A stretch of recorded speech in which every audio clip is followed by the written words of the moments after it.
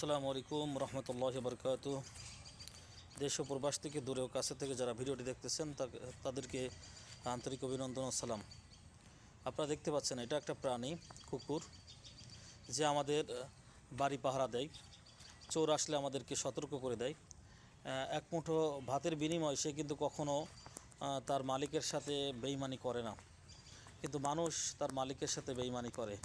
মালিকের সাথে বেইমানি করতে একটু দ্বিধাদ্বন্দ্ব করে না। কিন্তু এই প্রাণীটিকে আপনি একটু খেতে দিবেন, হাড়ুড্ডি দিবেন, মাছের কাঁটা দিবেন, এই প্রাণীটি কখনও আপনার সাথে নাফরমানি করবে না। সে কিন্তু ঠিকই আপনার বাড়ি পাহারা দিবে। আপনার বাড়ি অপরিচিত কেউ ঢুকলে সে কিন্তু সঙ্গে সঙ্গে ডেকে উঠবে এবং তাকে কামড় দিতে যাবে।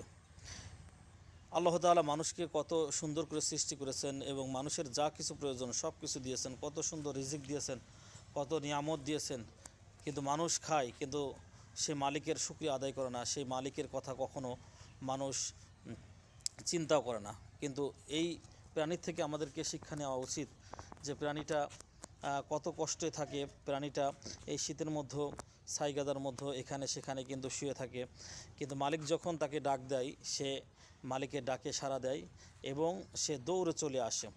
তো এই প্রাণী থেকে আমরা শিক্ষা নিতে পারি। এটা বাংলাদেশি একটি অ্যানিমাল। দেখেন এই যে সঙ্গে তার সাথে আরেকটাও চলে এসেছে। এরা দুইজনই একসাথে থাকে, সর্বসময় এদের দুইজনকে একসাথেই দেখা যায়। দুইজনই একসাথেই থাকে এবং এদেরকে আমি মাঝে মাঝে খেতে দিই। দেখেন এই যে লেজ নড়াচ্ছে দুইজনই। এর কিন্তু লেজ সোজা। অনেকেই বলে যে কুকুরের লেজ সোজা হয় না, কিন্তু কীভাবে বলে জানি না।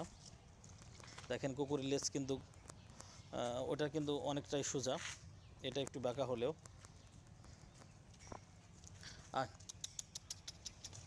চলে যাচ্ছে, দেখেন আমি ডাক দিলে কিন্তু আমি মাঝে মাঝে খেতে দিই এদেরকে, এই জন্যই কিন্তু তারা আমার কথা শুনতেছে।